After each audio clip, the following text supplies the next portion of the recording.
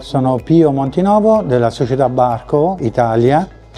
e abbiamo oggi il piacere di presentare quello che è la novità del nostro prodotto, che si chiama Barco Hub Pro, che è uno strumento dedicato per le videoconferenze, che permette quindi di andare a sia condividere quello sharing, i contenuti e quant'altro, e sia uno strumento valido per usare le videoconferenze, quindi utilizzando quelle che sono VOD, cioè tutti i device che sono dedicati nel nostro